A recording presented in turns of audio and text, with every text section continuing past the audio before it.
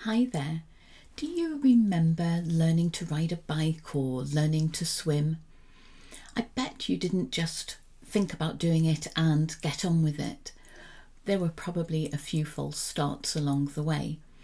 Maybe you managed to ride your bike for a little while or take a few strokes, and then perhaps you paused and thought, hang on a minute, I can't actually ride a bike or swim, and maybe fell off or reached for the side. This negative self-talk or limiting belief system is probably still in action today and is just one of the many ways that we can sabotage our efforts. And it could be one of the ways that you are sabotaging your business success or your personal life. So today we are going to go under the bonnet and have a look at this type of self-sabotage, get really clear on where it comes from and what you can do to stop it. In my previous video, I talked about how negative experiences can be stored in the subconscious and sometimes stuffed deep down. But at some point or other, they do find a way of worming their way up to a conscious level and affecting our behaviours. I'll put a link to this video down below. But I also like the way that Weldon Long, in his book The Power of Consistency, describes the way that we can absorb and take on other people's belief systems when we are young in particular. And he describes this as us all having a box that we have from the moment we're born, and everything that we experience is put into this box. So when we're very young, it's predominantly the opinions, the beliefs, the values of the adults and carers around us. As we get a little bit older, it will be things we hear from our peers as well. But everything we do in life is with what is in the box. So our own actions and decisions are based on what we have in our box. The thing is, when we're little, our box is just a free-for-all. Anybody can put their ideas into there and we don't have that ability to filter. However, when we reach adulthood, we can choose what to keep in this box, what we are going to let go of and get rid of, and what is serving us. But we don't always remember to do this. In a few moments, I'm going to give you a little exercise to do that will help you identify some of the limiting beliefs that you may have absorbed from others. But in the meantime, do any of these phrases sound familiar? Were these or something similar said to you, said about you? Did you overhear when you were growing up? Something like, our family is cursed, we're doomed, we're never going to be a success, bad things always happen to us. No one in our family goes to college or goes to university. Maybe you were told to stay in your lane and not try and do something different. Don't try to change. You might have heard things along the lines of rich or successful people got that way by being crooks, criminals, or by exploiting other people, and that's the only way to become successful or rich. Maybe you were told not to get ideas above your station. Perhaps you overheard somebody saying, oh, he or she is really shy, really lacking in confidence, they're never going to amount to much when they grow up, or he or she isn't very bright or isn't very good at school or isn't very good at much at all.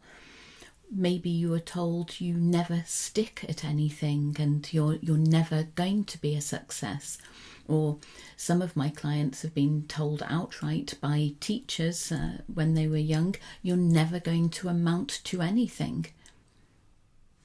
In a moment, I'm going to ask you to pause the video and to grab a notepad and pen and just see if you can identify some of the limiting beliefs that are in your box and see if you can figure out where they come from. While the video is paused, I'd like you to think of one or two areas in your life where you are aware that you're not currently at your best, or there's something holding you back, you feel stuck in some way. It could be directly in your business. It could be more generally to do with wealth or success. Maybe it's in connection with being a parent yourself and raising your own kids.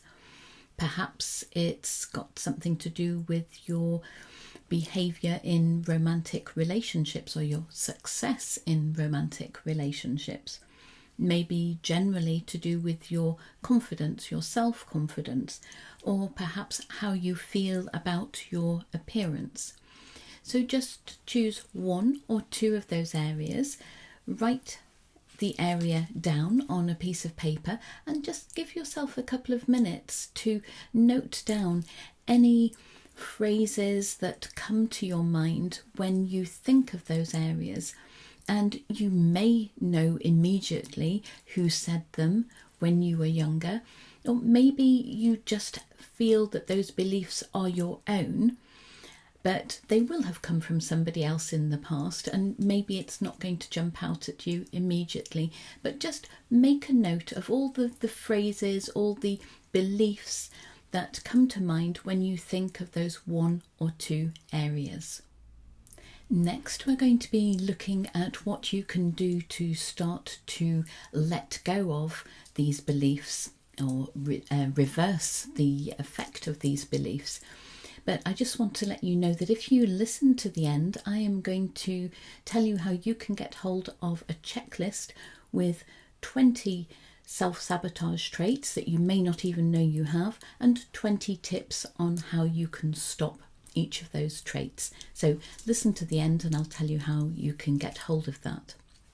So back to the next exercise then. So I would like you to choose one belief that you have just written out, one phrase, one belief that you absorbed from people around you when you were growing up. And I want you to write this one belief down on a separate piece of paper, write it towards the top. And now I want you to cross it out. You might need to pause the video if you need a bit more time, but write that expression, that phrase, that belief out at the top of your paper, and then you're going to draw a line through it. And underneath, you are going to write the belief that you want to have, even if you're not entirely convinced about that, but a belief that is in alignment with who you are, with your values, your desires, your beliefs now as an adult. When you're writing out your own belief underneath the one that you've crossed out that you want to let go of, I'd like you to start that sentence with "I choose to believe," and then write out what it is that you are choosing to believe. As I said, you may not be 100% convinced now, but it's something that you want to believe. For example, you might write, "I choose to believe that I can be successful in my business, that I can become wealthy, and I deserve to have the success and the wealth that I want. I deserve to have this just as much as anybody else." And that's the absolute truth. There is no one person who is born more worthy than another. So anything that you want, why shouldn't you have it? Why not you? The next step is to just write out your belief. on a separate card or on a separate paper. And you might choose to do this for 1, 2, 3, no more than 4 at a time of those beliefs that you are going to write out. The limiting belief that you inherited, cross that out. Write down your new belief, I choose to believe, etc. And then you can write them on separate cards or just write those new beliefs on a new piece of paper. And I really advise you to read those new beliefs every morning and every evening. And if you do that consistently, I guarantee that at the end of just 28 days, just one short month, you will start to feel a shift.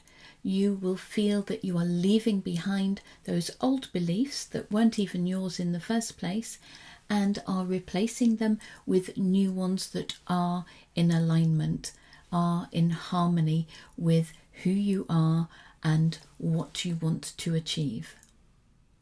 If you're curious about all the self-sabotaging traits that you may have, possibly without even realising it, I've created a checklist of 20 self-sabotaging traits plus 20 tips that will help you to reverse or stop those traits. And the details of how you can get hold of your copy are in the description. It's a no fluff, just useful stuff guide. It's not pretty with loads of pictures that are going to take hours for you to print out. It's just a useful reference checklist, and I hope you find it really helpful. I'd love to hear how you get on with it, and we'll see you next time.